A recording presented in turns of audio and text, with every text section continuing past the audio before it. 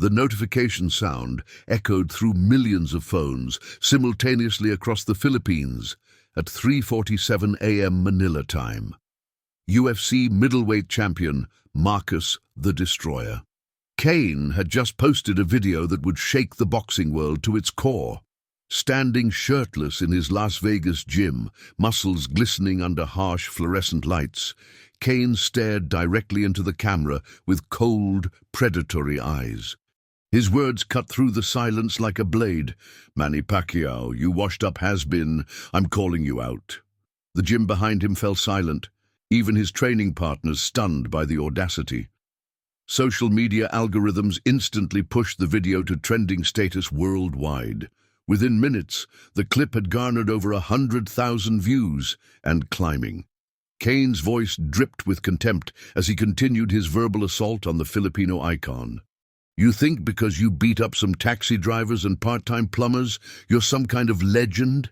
He shadowboxed mockingly, throwing exaggerated punches that looked nothing like Pacquiao's lightning-fast combinations. "I'll retire you in seconds, old man, and send you back to selling cigarettes on the street where you belong." His training team exchanged uncomfortable glances, knowing this crossed every line of respect in combat sports. The live-stream viewer count exploded to 500,000 as notifications spread like wildfire. Kane's manager frantically tried to signal him to stop, but the fighter was already drunk on his own arrogance. The damage was done, and there would be no taking back these words. In Manila, jeepney drivers pulled over to check their phones, their faces darkening with each passing second of the video. Street vendors abandoned their stalls, crowding around anyone with a working smartphone to witness the insult. "Walang galang," whispered an elderly woman selling newspapers, her weathered hands trembling with indignation. Children in school uniforms pressed against store windows, displaying the viral clip on loop. The entire archipelago seemed to hold its breath, processing this unprecedented disrespect toward their beloved Pac-Man. Even rival politicians momentarily united in their outrage on Twitter, the nation's collective heartbeat synchronized with a singular emotion: burning, righteous anger. By sunrise, Major Respect Pacquiao was trending #1 globally, with over 2 million tweets demanding Kane face consequences for his words. Filipino boxers from amateurs to professionals posted training videos dedicated to their idol's honor. International sports journalists scrambled to get statements from boxing legends, all expressing shock at Kane's breach of warrior etiquette. The video had been shared across every platform imaginable, translated into dozens of languages. What Kane intended as a publicity stunt had ignited something far more dangerous than he anticipated. In the Philippines, challenging Manny Pacquiao wasn't just picking a fight with a boxer. It was declaring war on the soul of an entire nation. The morning sun filtered through the curtains of Manny's modest General Santos City home as his phone buzzed incessantly on the nightstand. Jinky, his wife, stirred beside him, her face etched with concern as she watched him scroll through the endless notifications. "Hon, don't let this fool get to you," she whispered, placing a gentle hand on his shoulder. Manny's weathered fingers moved slowly across the screen, his expression unreadable as Kane's words echoed from the speakers. His children had already seen the video, their young faces filled with confusion and hurt at hearing their father insulted. The living room filled with family members, all looking to their patriarch for guidance. 20 years of fighting had taught Manny that the most dangerous opponents were often the loudest ones. Outside, a growing crowd of reporters and curious neighbors gathered behind the compound's modest gate, their cameras ready to capture any reaction. Manny stepped onto his front porch, still wearing his simple white t-shirt and shorts, looking more like a neighborhood uncle than a boxing legend. "Mr. Pacquiao, will you respond to Marcus Kane's challenge?" shouted a journalist from ABS-CBN. The boxing icon paused, his eyes scanning the familiar faces of his General Santos community who had supported him since his teenage fights. "I have always respected every fighter who steps into the ring," he said quietly, his voice barely audible above the morning traffic. "But respect must be earned through actions, not big words." His response was measured, dignified, carrying the weight of a man who had nothing left to prove to anyone. The crowd pressed closer as Manny continued, his tone growing more serious with each word. "This young man doesn't understand what fighting really means. It's not about destroying people. It's about testing yourself." His longtime trainer, Freddie Roach, had already called 3 times from Los Angeles, offering to fly immediately to the Philippines. Manny's mother, Dionysia, watched from the kitchen window, her prayers mixing with her pride in her son's composure. "If he wants to fight me, he should learn some manners first," Manny added with a slight smile that didn't reach his eyes. The reporters scribbled frantically, knowing that beneath the champion's calm exterior, something significant was stirring. Social media exploded with clips of his response, the contrast between his dignity and Kane's arrogance stark and powerful. As the press conference ended, Manny retreated to his home gym, a simple concrete structure behind the main house.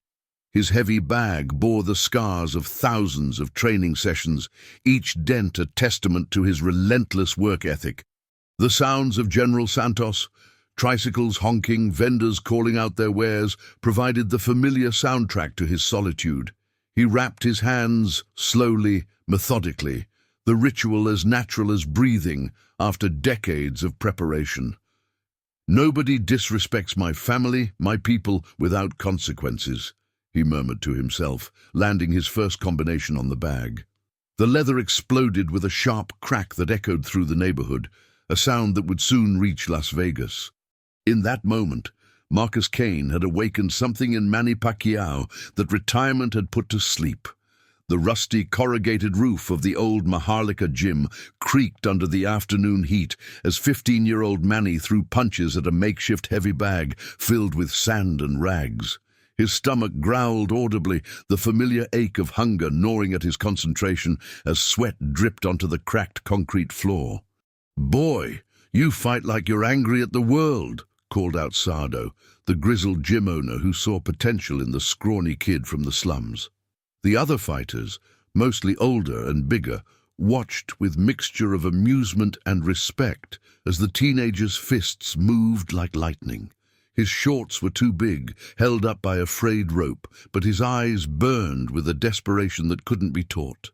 Outside, the sounds of Jensan's poverty surrounded them, crying babies, arguing neighbors, the distant hum of jeepneys struggling up dusty roads. This wasn't a gym where champions were born. It was where survival was learned. "Manny, you sure you want to fight tonight?" Sardo asked, counting the meager peso bills that would barely cover the gym's electricity for another week. The boys' first professional fight was scheduled at the local basketball court, a cramped venue where spectators bet their grocery money on unknown fighters. "I need the money, Kuya," Manny replied, his voice cracking with adolescent uncertainty, but his resolve unshakable. His mother, Dionysia, had been selling cigarettes all day to buy rice for dinner, her weathered hands counting coins while praying for her son's safety. The other kids in their neighborhood had already given up on dreams, accepting lives of struggle without resistance. Manny's opponent that night was 3 years older, with arms like tree branches and a reputation for ending fights quickly. But hunger was a more powerful motivator than fear. The basketball court buzzed with excitement as locals gathered around the makeshift ring, their faces illuminated by a single spotlight powered by a noisy generator. Manny's corner was empty except for Sardo, who whispered final instructions while wrapping the boy's hands with torn bedsheets. "Remember, he's bigger but you're faster. Use your speed, move your head, make him miss." The crowd jeered when they saw Manny's size, many already writing off the skinny teenager as an easy victory for their favored fighter. His opponent flexed menacingly across the ring, his muscles rippling under the harsh light as supporters chanted his name. Manny closed his eyes briefly, thinking of his family's empty rice pot, of his siblings who hadn't eaten since morning. When the bell rang, he wasn't just fighting for prize money, he was fighting for survival itself. The first punch caught Manny flush on the jaw, sending him stumbling backward as the crowd erupted in approval. Blood trickled from his nose, mixing with sweat as he circled his stronger opponent, looking for an opening. "Get up, boy!" Sardo shouted from the corner, his voice barely audible above the cheering spectators.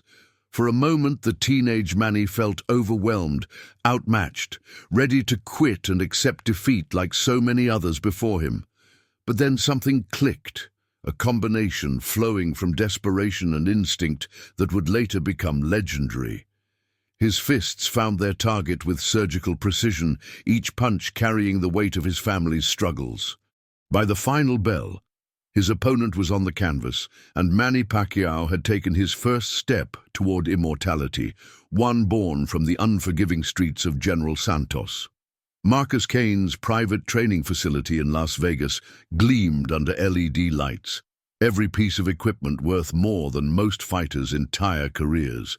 The UFC champion wrapped his hands with custom-made Mexican silk, each movement deliberate and performative for the cameras documenting his preparation. "This is what a real fighter's gym looks like," he boasted to the ESPN crew, gesturing toward the pristine octagon replica and high-tech recovery chambers. His entourage of yes-men nodded approvingly, their laughter echoing off the polished walls as Cane shadowboxed against imaginary opponents. The contrast between his sterile environment and Manny's humble Gensan gym couldn't have been starker. Cane's manager counted potential pay-per-view revenue while the fighter posed shirtless for another photo shoot. Everything about the scene screamed manufactured dominance, devoid of the authentic struggle that forged true champions. "Pacquiao's what? 45? 46? Cane sneered while pounding a state-of-the-art heavy bag, his perfectly choreographed combinations lacking the raw power of genuine anger. His sparring partners, paid handsomely to make him look good, offered minimal resistance as he showboated for the rolling cameras. "I've been studying his old fights. The man's slower than my grandmother, and she's been dead for 10 years. The training team erupted in forced laughter, their paychecks dependent on feeding Cane's ego rather than providing honest feedback. His nutritionist presented a meal plan worth more than most Filipino families earned in a month, each supplement carefully calculated to optimize performance. Cane's social media manager live-streamed the session, hashtags already prepared to maximize viral potential. The disconnect between his privilege and Manny's humble origins was a chasm that Cane couldn't even comprehend. During a break between rounds, Cane lounged in his custom massage chair while his team analyzed footage of Pacquiao's recent training sessions. "Look at this old man hitting bags in some third-world gym," he chuckled, pointing at grainy phone videos from General Santos. His striking coach, a former contender who knew better but stayed silent for the paycheck, watched Cane's technique deteriorate as arrogance replaced discipline. "Boss, maybe we should focus on your footwork instead of," the coach began, only to be cut off by Cane's dismissive wave. The champion's girlfriend, an Instagram model with millions of followers, filmed herself doing yoga in the background while Cane continued his verbal assault on Manny's legacy. Every aspect of his preparation was designed for maximum publicity rather than optimal performance. The irony was lost on Cane that his obsession with image was weakening the very skills that had made him champion. As the session ended, Cane addressed his social media audience directly, his sweaty face filling the phone screen with manufactured intensity. "Philippines, I hope you're watching this because your hero is about to get embarrassed on the biggest stage in combat sports." His team packed up equipment worth hundreds of thousands of dollars while Cane continued his monologue, drunk on his own perceived superiority. The comment section exploded with angry Filipino responses, but Kane's team filtered them out, showing him only the supportive messages from his American fan base. His final words to the camera carried a prophecy that would later haunt him. Manny Pacquiao built his reputation fighting bums and taxi drivers. Now he faces a real athlete. The live stream ended with Kane flexing in front of a mirror, admiring his reflection, while remaining blind to the storm he had unleashed. In his climate-controlled bubble of privilege, he couldn't hear the rumble of thunder gathering across the Pacific Ocean. The 4 a.m. silence of General Santos was broken only by the rhythmic sound of Manny's running shoes hitting the weathered pavement of Magsaysay Avenue. His breath formed small clouds in the cool morning air as he navigated the familiar streets of his youth, passing shuttered sari-sari stores and sleeping stray dogs. Each step carried the weight of Kane's insults, the words echoing in his mind like a mantra of disrespect that demanded answer. Behind him, his small security detail struggled to match the pace of a man 20 years their senior who moved with renewed purpose. The city that had witnessed his rise from poverty to stardom now watched his return to warrior mode with quiet anticipation. Street vendors preparing for the morning rush recognized his silhouette and whispered prayers for their beloved champion. This wasn't just another training run. It was a pilgrimage back to the hunger that had made him legendary. At the Pacquiao residence, Jinky sat at the kitchen table with their children, her coffee growing cold as she watched news coverage of her husband's comeback announcement. "Mama, why is Papa fighting again?" asked their youngest daughter, her innocent question cutting through the morning tension like a knife. The family had grown accustomed to Manny's retirement, enjoying quiet dinners without the constant pressure of upcoming fights and training camps. Now the familiar anxiety returned, sleepless nights wondering if this fight would be his last, if age had finally caught up to her husband's legendary reflexes. Her phone buzzed constantly with concerned messages from relatives and friends, all questioning whether Manny should risk his legacy against a younger, hungrier opponent. The breakfast table that once buzzed with school plans and family activities now felt heavy with unspoken fears. Even their household staff moved more quietly, sensing the gravity of the decision their boss had made. Manny returned from his run, drenched in sweat, but energized by a familiar fire that had been dormant since his political career began. He found his old training journal buried beneath congressional documents, its pages yellowed with age and filled with fight strategies from his legendary career. "Papa, you don't have to prove anything to anyone anymore," Jinky said softly, placing her hand on his shoulder as he studied decades-old training notes. But in his eyes burned something she recognized from their early days together. The desperate hunger of a fighter who had been disrespected and wouldn't rest until honor was restored. His phone buzzed with calls from Freddie Roach, Bob Arum, and other members of his old team, all eager to support their champion's return. The comfortable retirement they had built together was crumbling, replaced by the familiar chaos of training camps and media obligations. Manny kissed her forehead gently, knowing she understood that some battles chose the fighter, not the other way around. By evening, the Pacquiao compound had transformed into a strategic war room, with advisors, trainers, and family members gathered around the dining table. Maps of potential training locations covered the surface, alongside medical reports from Manny's last physical examinations, each document scrutinized for signs that time had weakened the legendary champion. "The heart is still strong, the reflexes are sharp," reported his longtime physician, though concern flickered in his eyes as he spoke. Manny's mother, Dionysia, entered the room carrying her rosary, her weathered face set in determination as she declared, "My son has never backed down from a bully." The room fell silent as the family matriarch's words settled over them like a blessing and a challenge combined. Outside, news vans began arriving as word spread that the Pac-Man was officially coming out of retirement. The old wounds of poverty and disrespect had been reopened, and now they would fuel one final campaign for respect. Within hours of Manny's official comeback announcement, ESPN's Sports Center led with breaking news graphics that flashed across screens in over 200 countries worldwide.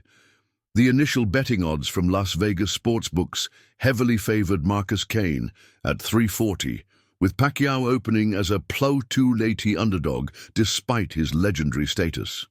This is either the greatest comeback story in sports history waiting to happen, or a tragic ending to one of boxing's most beloved careers, declared ESPN analyst Max Kellerman during the emergency broadcast. Social media exploded with heated debates as boxing purists clashed with MMA fans, each camp defending their sport's superiority with religious fervor.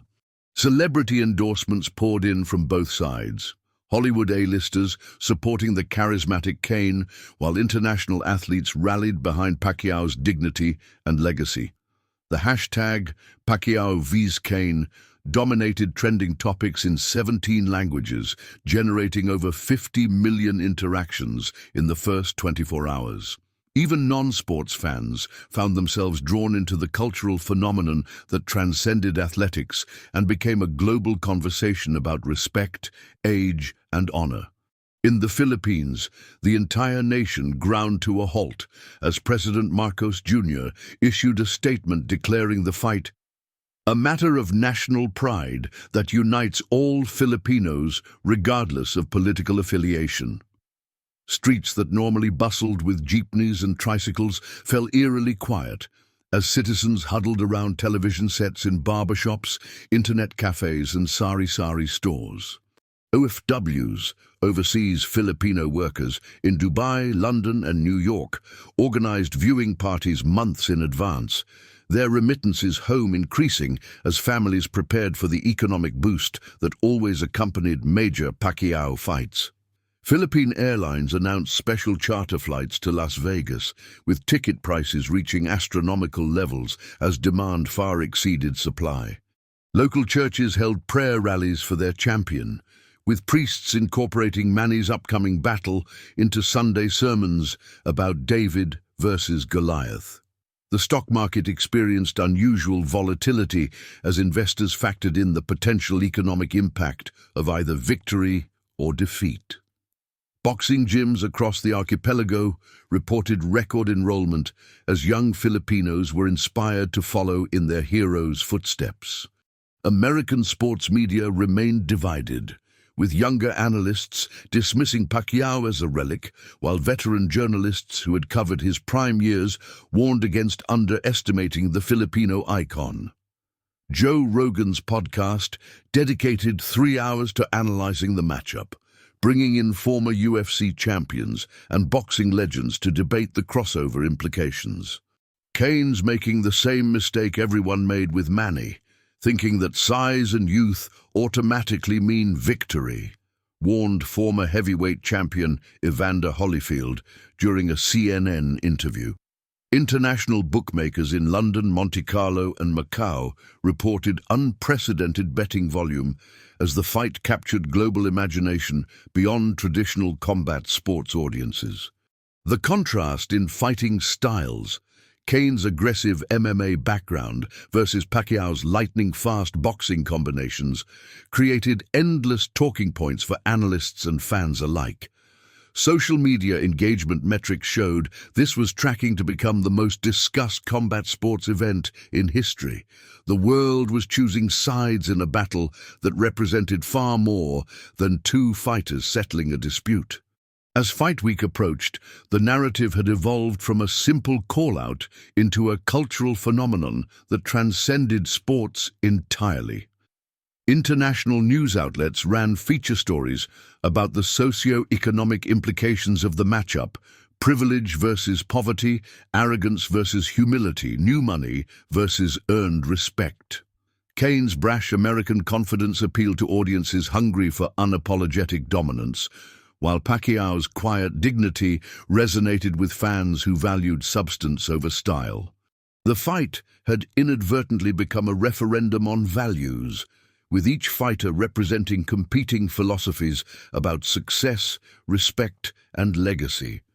Vegas casinos reported the highest advance booking numbers in history as fight tourists planned elaborate viewing parties around the spectacle. Celebrity guest lists read like Hollywood award shows, with A-listers choosing sides publicly and adding their star power to the building anticipation. The world held its breath, waiting to see whether respect and experience could overcome youth and arrogance in the most watched combat sports event of the century. The call came at 2 a.m. Manila time, jarring Manny from restless sleep as an unknown international number flashed across his phone screen. "Manny, this is Floyd!" The familiar voice drawled through the static, causing the Filipino champion to sit upright in bed with surprise.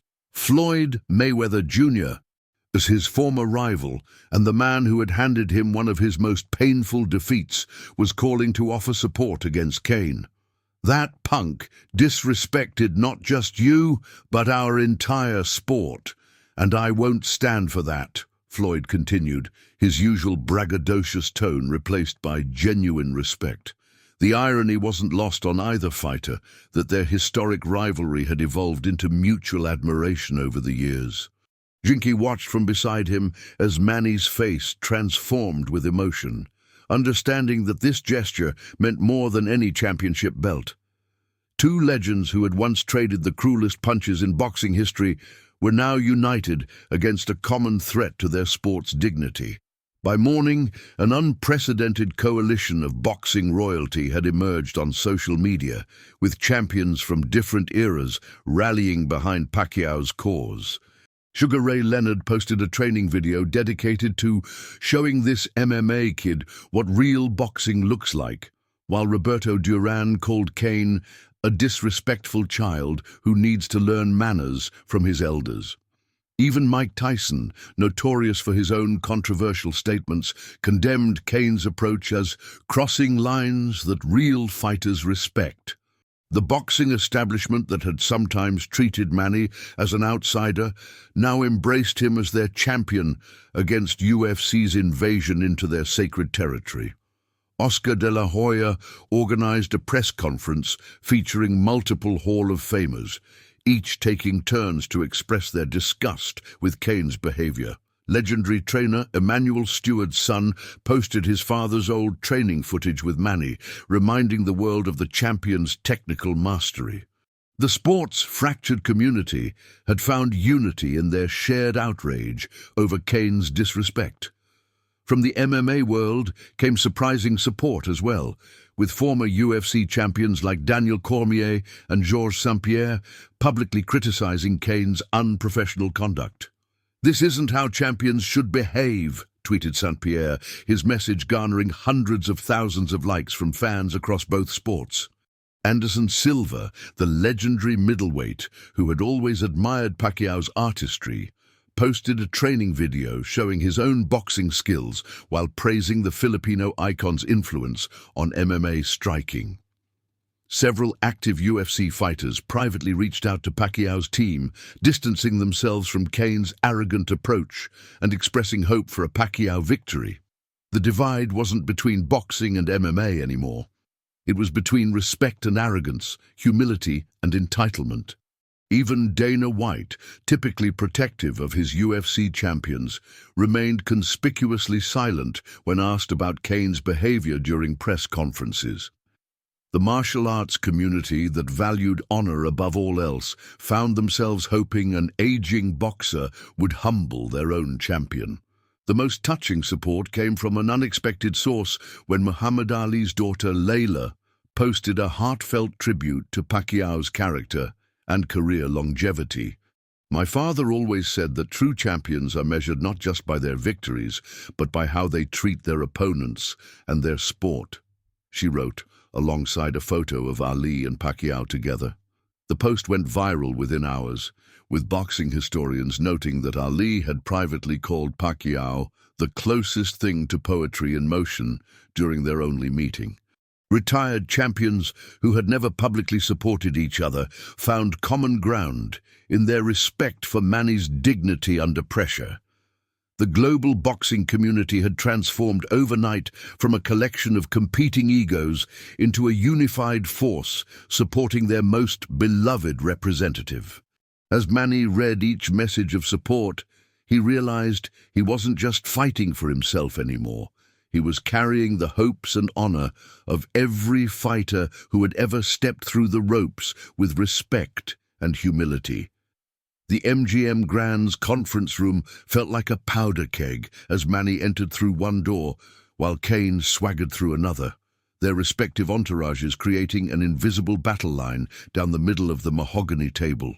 Kane wore a custom-tailored Versace suit that cost more than most Filipino families earned in a year, his diamond-encrusted watch catching the camera lights as he deliberately ignored Pacquiao's entrance. Manny, dressed in his trademark simple black suit, moved with quiet dignity past the wall of flashing cameras, his weathered hands steady despite the circus atmosphere surrounding him. Bob Arum shuffled papers nervously, while Kane's high-powered legal team spread contracts across the table like weapons of negotiation. The tension was so thick that even veteran boxing reporters fell silent, sensing that this wasn't just business. It was personal. Security guards positioned themselves strategically around the room, their eyes scanning for any sign of escalation. The formal contract signing had transformed into an unofficial stare-down that would define the fight's psychological warfare. "So this is the great Manny Pacquiao," Kane sneered as he took his seat directly across from the Filipino legend, his voice dripping with manufactured disdain. His social media team filmed every angle, already editing clips for maximum viral impact, while Manny simply folded his hands and maintained eye contact without flinching. "I expected someone taller," Kane continued, causing his entourage to erupt in forced laughter, while Pacquiao's team remained stone-faced and professional. The insult hung in the air like smoke, but Manny's expression never changed. He'd heard worse from better fighters and survived to prove them all wrong. Kane's manager whispered something in his ear, likely advising restraint, but the champion was too intoxicated by the attention to listen to reason. Cameras captured every micro-expression as the two fighters sized each other up across the polished wood, their clash of personalities more compelling than any scripted drama. The room collectively held its breath, waiting to see if words would escalate into something more dangerous. When it came time to sign, Kane made a show of reading every clause aloud, his voice echoing through the room as he questioned purse splits and drug testing protocols. "Don't worry, old man. I'll make sure you can afford the medical bills after I'm done with you," he taunted, while scrawling his signature with theatrical flourish. Manny signed his name quietly, the same signature that had appeared on contracts for historic fights against De La Hoya, Mayweather, and Margarito, legends who had earned his respect even in defeat. "Marcus," Manny finally spoke, his voice calm but carrying the weight of decades in the ring, "I've fought real champions who knew how to win and lose with honor." The room fell silent as Kane's smirk faltered slightly, realizing that Pacquiao's quiet confidence was more intimidating than any trash talk. Reporters scribbled frantically, knowing they had just witnessed the psychological turning point of the entire promotion. The contract was signed, but the real battle had already begun in the minds of both fighters. As the formal proceedings concluded, both fighters stood for the traditional face-off photo, their height difference immediately apparent as photographers adjusted their angles. Kane attempted to intimidate through physical posturing, puffing out his chest and flexing subtly while maintaining aggressive eye contact with the shorter Filipino.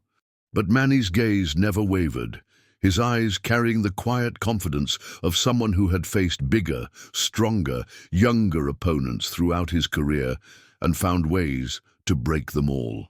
"See you in the ring, Grandpa," Kane whispered, barely audible to the surrounding media but loud enough for Manny to hear clearly.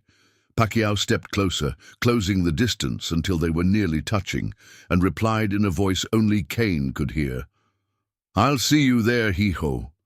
The psychological warfare was complete. Kane had expected fear or anger, but instead found himself facing a calm, seasoned predator who had heard every insult before and used them all as fuel for victory.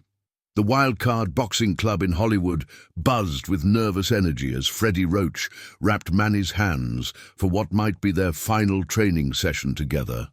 Steam rose from the ancient radiators, while the familiar sounds of speed bags and jumping ropes provided the soundtrack to decades of championship preparation.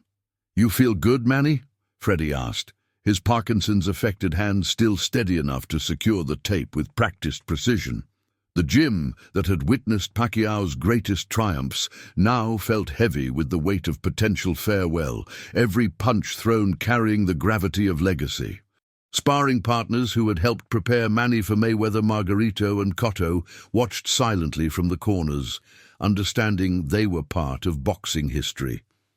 The heavy bag bore fresh indentations from Manny's power, proof that age hadn't diminished his legendary hand speed. Outside, photographers pressed against the windows, desperate to capture what could be the final images of a legend in preparation.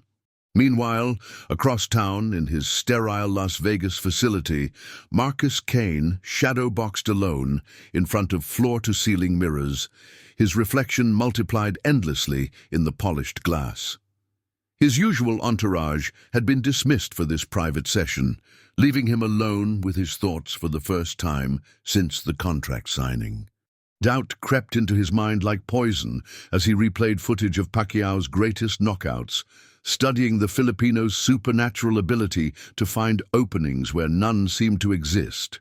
"He's old, he's slow, he's done," Kane repeated to himself, the mantra losing conviction with each repetition as nervous sweat dripped onto the pristine gym floor.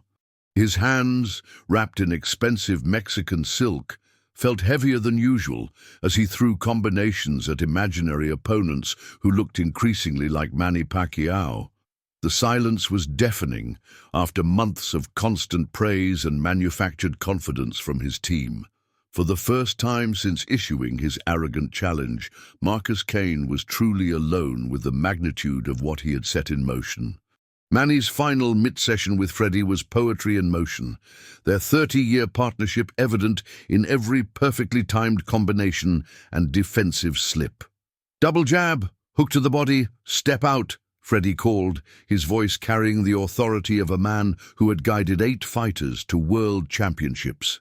The mitts cracked like gunshots as Manny's fists found their targets with surgical precision, each punch carrying the accumulated wisdom of 72 professional fights.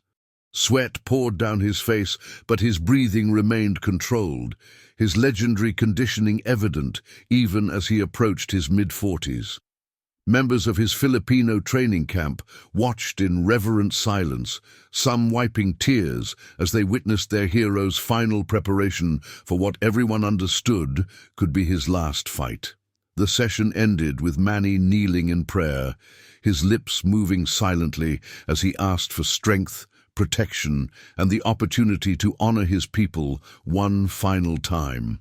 When he stood, his eyes held the same fire that had carried him from the slums of General Santos to the pinnacle of boxing greatness. As both fighters prepared for sleep on the eve of battle, the contrast in their mental states couldn't have been starker. Kane tossed restlessly in his penthouse suite, his confidence shaken by isolation and the growing realization that he had challenged more than just a fighter. He had declared war on a living legend. His social media feeds, once sources of validation, now felt like digital graveyards, filled with threats from angry Filipinos and warnings from respected boxing analysts. Manny, meanwhile, sat quietly on his hotel room bed, video calling his family in General Santos as his children wished him luck, and his wife reminded him to come home safely.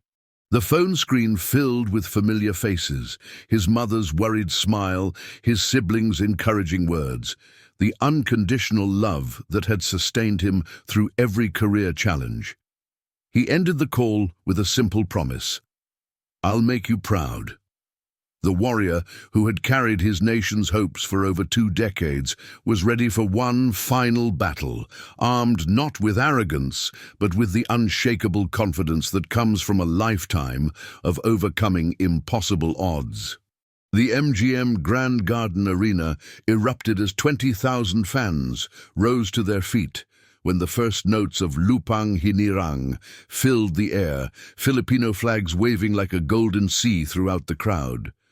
Manny walked through the tunnel with measured steps, his face a mask of calm concentration, while behind him his team carried the hopes of 110 million Filipinos. The roar was deafening as he climbed through the ropes, but in the eye of this emotional hurricane, Pacquiao found the familiar peace that had sustained him through 7 decades of professional fights. Kane had entered first to a mixed reception, his usual swagger noticeably absent as the weight of the moment settled on his shoulders like lead. The tale of the tape showed Kane's advantages in height, reach, and age, but the intangibles, heart, experience, and the warrior's spirit couldn't be measured by statistics. Buffer's voice boomed across the arena. "Ladies and gentlemen, this is the moment the world has been waiting for." In Manila, entire neighborhoods had gathered around outdoor screens, their collective prayers rising into the tropical night sky like incense. The opening bell rang with the force of thunder, and Kane immediately charged forward with reckless aggression, throwing wild haymakers that whistled past Manny's ducking head. The Filipino legend moved like water, slipping punches with the supernatural timing that had made him famous, each defensive movement drawing gasps from the crowd. Kane's early aggression betrayed his nervousness. The same arrogance that had carried him through his call-out was now working against him in the ring. Manny circled patiently, studying his opponent's rhythm like a master chess player, analyzing his opponent's opening moves, his 44 years of experience evident in every calculated step. "Too fast, too smart," Freddie shouted from the corner as Kane's wild swings found only air where Pacquiao had been milliseconds before. The first round belonged to youth and power, but the second would tell a different story entirely. In living rooms across the Philippines, grandmothers clutched rosaries while their grandchildren watched in wide-eyed amazement as their hero danced with danger. Round 2 began with Manny switching to southpaw stance, a tactical adjustment that immediately confused Kane's timing and distance calculations. The Filipino's left hand began finding its mark with increasing frequency, each clean shot met with roars of approval from the Filipino sections of the crowd. Kane's confidence evaporated like morning mist as he realized he was fighting not just a man, but a legend whose skills had been forged in the fires of poverty and desperation. "He's not supposed to be this fast anymore," Kane's corner shouted desperately, but their fighter was already beginning to wilt under the pressure of Pacquiao's relentless assault. The turning point came with 30 seconds left in the round, when Manny's signature straight left hand found Kane's chin with perfect timing and devastating force. The younger fighter's knees buckled momentarily, his eyes glazing over as the crowd exploded in pandemonium that shook the arena's foundation. In that moment, every insult, every dismissive comment, every arrogant prediction was answered with the violence that only comes from a lifetime of proving doubters wrong. The finish came in round 4 with the inevitability of sunrise, Manny's combinations flowing like lethal poetry as Kane wilted against the ropes. A perfectly timed uppercut followed by the left straight sent the arrogant champion crashing to the canvas, his earlier boasts silenced by the harsh reality of authentic greatness. The count seemed to last forever as Kane struggled to rise, his body betraying him as consciousness flickered like a dying candle in his eyes. 10! The referee shouted, and 20,000 voices joined in a celebration that could be heard across Las Vegas Boulevard and felt across the Pacific Ocean.